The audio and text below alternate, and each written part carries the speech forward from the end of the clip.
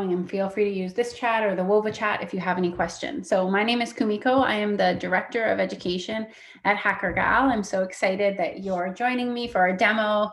As you can probably tell, I'm just getting used to the new WOVA platform, and I'm really excited to try it out. So we just selected this demo today to give everything a go, and we'll record it and post it after as well. So who is Hackergal? We are a Canadian charitable organization, and we partner with schools across Canada to bring coding education into classrooms. And we do that particularly through a teach the teacher model, which we empower teachers with coding support and tools so that you can bring coding into your classroom in a way that you feel supported. We work particularly with girls, non-binary students, and trans students as well. And we work through our National Hackathon program. So I'm going to go into more of that into detail, but that's a little bit of the table stakes. And if you've worked with us before, you can let me know in the chat. And if you're new, welcome. So why are we focusing on girl-identified students in particular? It's an alarming fact that women represent only 23% of STEM workers, and that number has only changed by 2% in 30 years. So that is why we are addressing this challenge one girl at a time. And we work with many teachers across Canada that have experienced this challenge in their own classrooms or in their own schools. Perhaps they have computer science where there's only classes where there's only 1 or 2 girls in there or none. And so we're trying to introduce girls to coding in a way that is fun, exciting, and will increase their likelihood to continue. We, as I mentioned, work with schools across Canada. This is a spread that shows that we are all the way from the West Coast in BC to the East Coast in Newfoundland. And we love partnering with schools across Canada and bringing them together so that you feel supported and you can collaborate. Welcome for those of you jumping on, kind of going through an initial introduction to Hackergal. And what I'm going to do actually is, Jennifer, I'm going to make you a co-host, and hopefully you'll be able to let people come in as they pop up with that sound. I apologize for the dinging noise, but I will turn it off. And Jennifer, if you're able to do that, that would be a big help. So we'll see.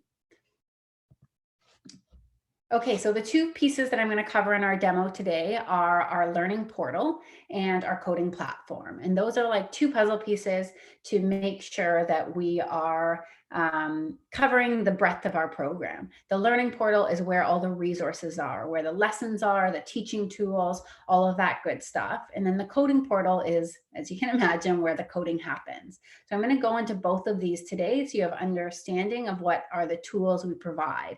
And just to make sure I'm very clear, because we are a charity organization, all of this is free. I'm not trying to sell or market anything to you.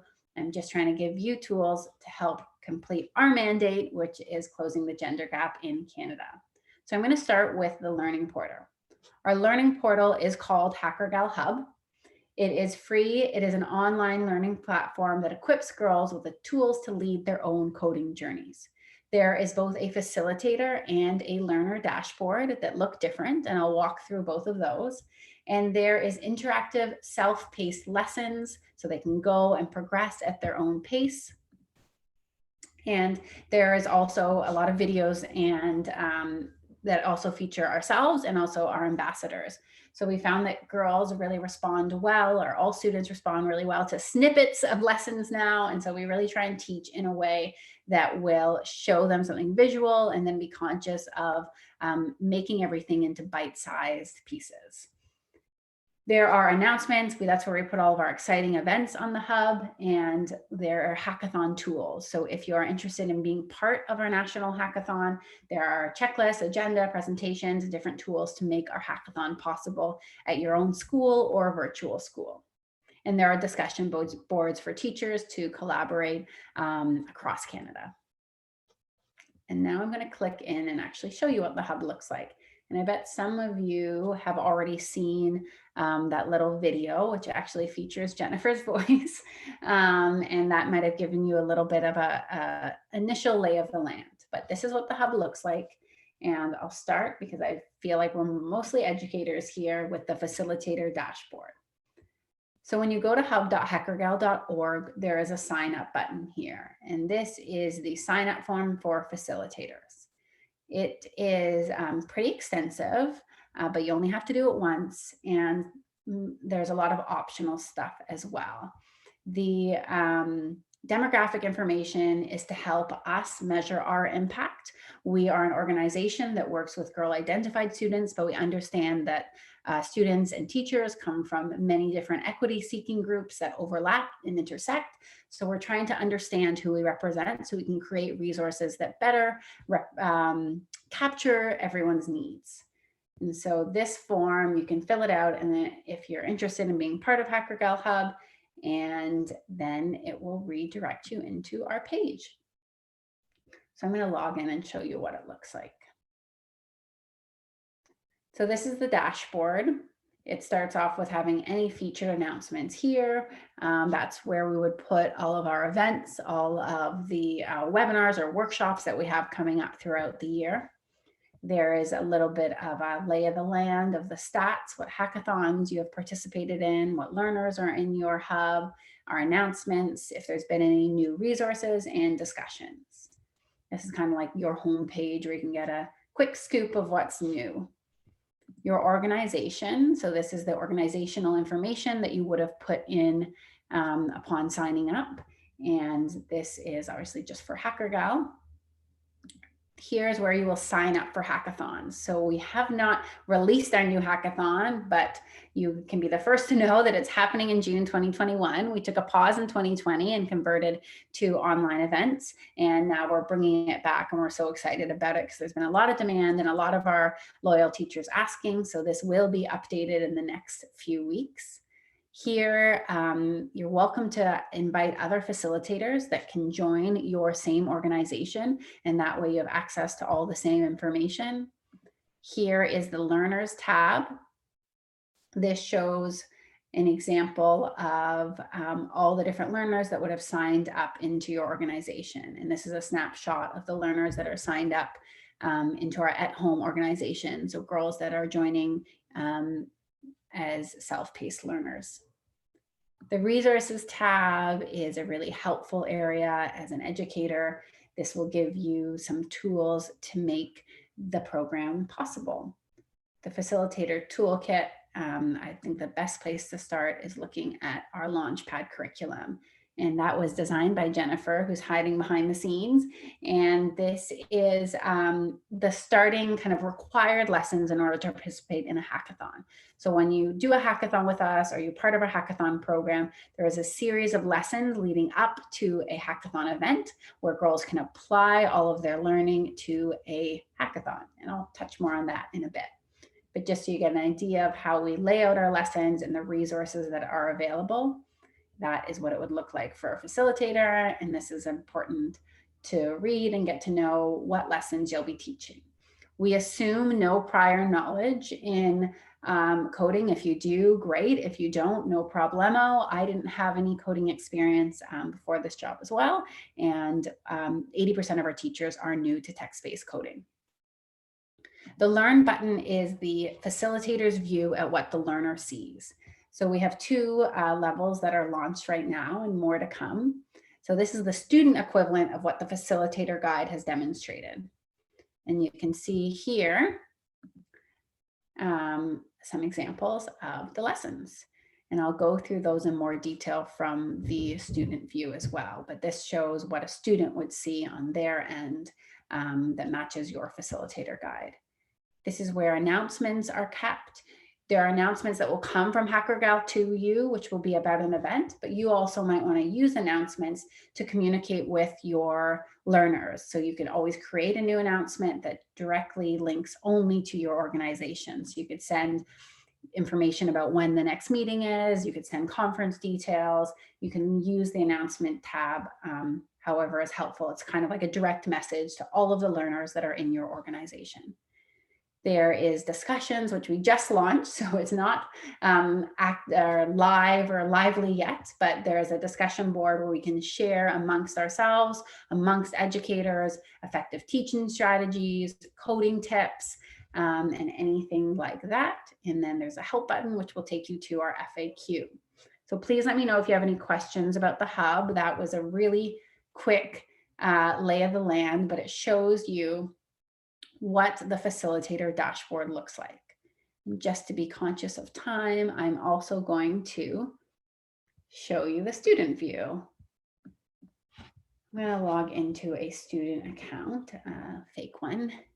And this is the learner dashboard. So automatically you can see that it looks a lot more thin than the others. It's a lot more bare, just what the students actually need.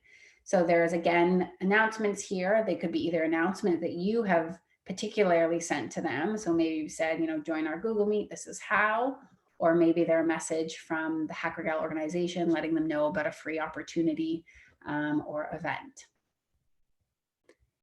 This is the announcements kind of bank where all of them will be kept throughout time. And this is the Learn tab, and this is where the self-paced learning happens. So you can see Launchpad is open because that is our orientation level, and then Tech Apprentice is locked because this learner has not completed the Launchpad lessons yet. And I should probably, if I could get a quarter every time I say self-paced, I will be quite wealthy by the end of this presentation, but it's really important to know that we built this. It was one of the big changes we made in 2020 with taking all of our curriculum, and instead of basing it on an in-class model, which isn't always relevant for all of us now, we switched it and we inverted it so that it is now based on a student-driven model, with you being a facilitator, a coach, a supporter, not necessarily executing an in-person lesson, but following along and being someone that can guide students along the way.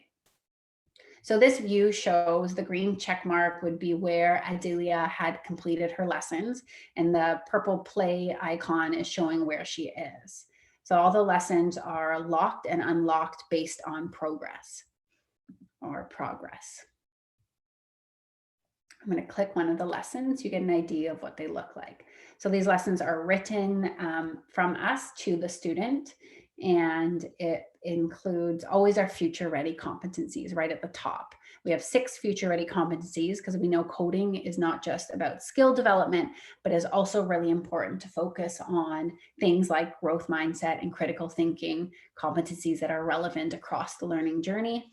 These were built by Jennifer also with our education team, looking at the different sustainable development goals, as well as the competencies that are across provinces, to make sure that we have very relevant future forward competencies for our girls.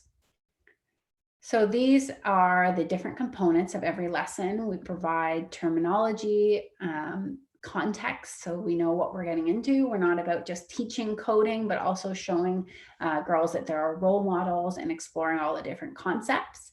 And then there are embedded videos in the hub. So this shows, I'll put it on mute so it doesn't play, but this would walk through the different coding skills and showing girls what they can do in bite-sized videos. And so again, they would progress through. There's a coding menu that's open-ended to take their learning further, and so on and so forth.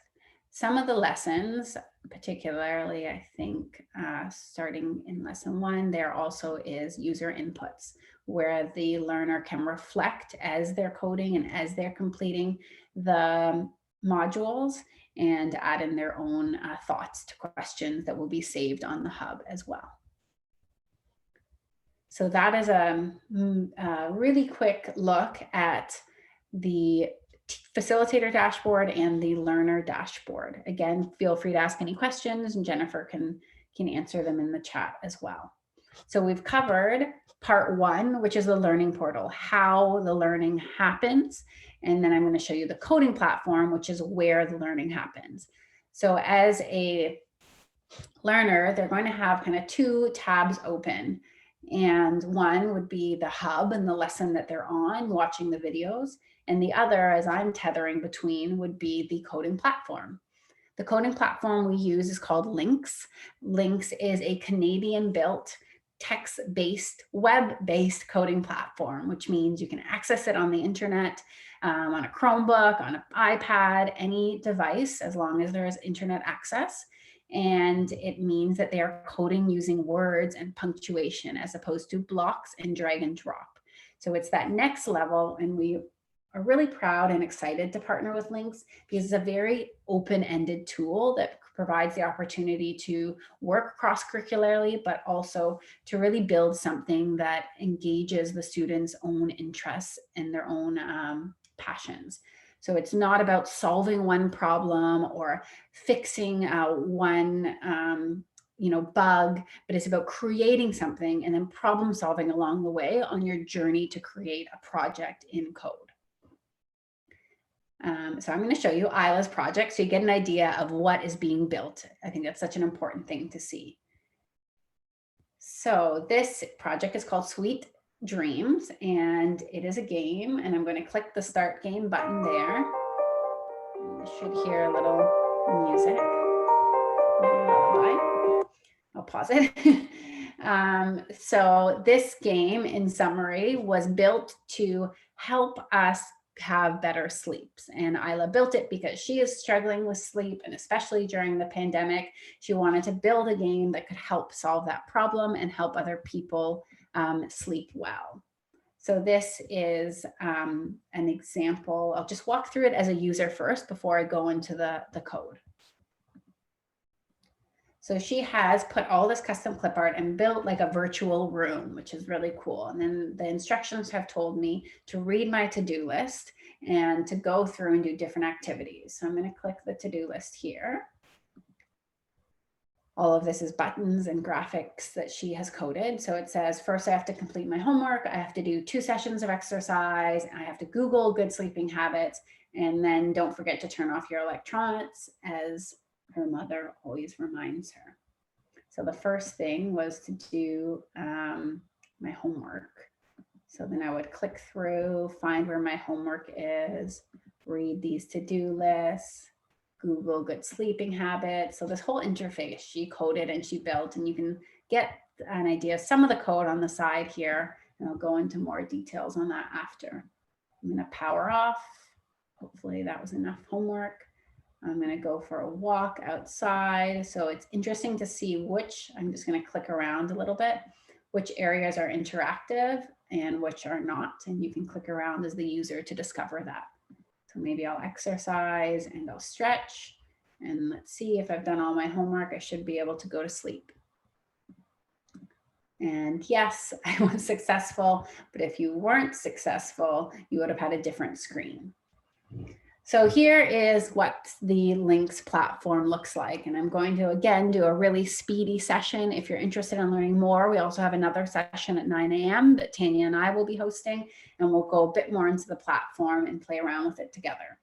But as a quick lay of the land, this is the procedures pane. You can see what I mean by text-based code. Everything here she has typed out and learned. There are a bunch of different colors, and those colors are giving the learner information about what they're coding. This looks super intimidating, but it is actually, I'm not going to say easy because we can all do hard things, but is actually something with a lot of built-in tools to help us be successful as educators and successful as learners. The students can save their projects into their own account. All of it that is web-based, and this is the save button here. So it's not saving, you don't have to download anything. It's not saving to a hard drive, it's saving into the cloud, hence the cloud button there. This is the clip art here, and you can see, fun fact is Isla is super into pixelated art. So that's how she designed all of this clip art, but there is also sample clip art in the Lynx program as well that can be added. So it doesn't always have to be custom, but you can also use the clip art that is built in. There is a project tree that shows all of the different features in Isla's project and all the turtles and music and files that she built in. The gear button is really important because you can change it from dark mode to light mode. You can adjust the size of the font. And then the autocomplete and learner mode are like a lifeline for beginners. So the autocomplete means when I start to type something, it will give me hints of what command are in the Lynx language. Just so you know, there's hundreds of Lynx commands, but there's about 40 that we recommend to know to be able to code something really dynamic. So it's not like you have to learn, Chinese. You have to learn a language that you can start with the basics. It's not as hard as that, maybe a little closer to French. So if we do set shape, this is the next learner mode tool here. If we hover over top, this box comes up. It's called a tooltip, and it will show what that command does. It gives information there. Sometimes we tend to think it's like an error message, but it's actually a really helpful tool. It says sets the shape of the turtle, and it can set it to several different animations. And at the bottom, I'm pointing with my hand, which is not a good idea. At the bottom, it gives examples of how that command is used. So you can see example set shape 1 or set shape cat. So there's lots of different ways to use those commands. What else can I show you quickly? There's an undo button, which is important to know. Oh yeah, the help button. If that's the last thing I share, I think that's really important. The help button is another great tool for teaching students and girls to solve their own problems. So it's so important that we do not try to answer all of them ourselves, but we guide our students to choose tools and solutions that they can use on their own. And the help button is one of those. So let's say, let me go to a different page here just so I can show something. Maybe I'll go to plus and add a new page so we can see a blank page. And that's how Isla's project started. It actually looked exactly like this: a white canvas and a little black turtle. And then from there, she built and she built and she built. And that's what we will do together. So the one thing I wanted to show you is set shape. I just mentioned that changes the shape of the turtle. So I'm going to look at a clip art here and choose what I want this turtle to become. So let's do set shape 22, and it will become the Chrome icon. And then I actually made a typo. I did set shape B, and it's giving me information here that says, I don't know how to set shape B. So now I know I did a typo, and let me try that again. And that time it worked. So again, those tools that are built in. And now let's say I want to change the background of my project, adding images to the background of your project. And this will tell me how I can do that here. And sometimes there's even a little video embedded that will answer that question. You'll see a theme where we feel like videos are super helpful for new learners. And let's say I want to change the color of something. I'll type in color. How do I change my turtle's color? And it gives me different information here. So again, a really helpful tool for learners to become independent coders and problem solvers. And let me know if there's any questions, but I will exit out of that project, being conscious of time. It warned me that it would not save. But you can see here on the Lynx user interface, there is my projects and all projects. And that's where they're saved. And educators, for you, you'll be building your own URL page. So this is our Hackergal ambassador page, but you might have, for example, Ryerson Private School page. And that's where all the projects are kept, so that they're kept confidential and just within your school community. So we've looked at our coding partner, and we've looked at our learning portal and our coding partner. And I just want to sum up. My last few slides are just showing a little bit about the journey with Hackergal. And I know I'm going a little bit over time, so if anyone needs to hop off, no problem. If you're able to stay, I'll just walk through our coding journey and how it works.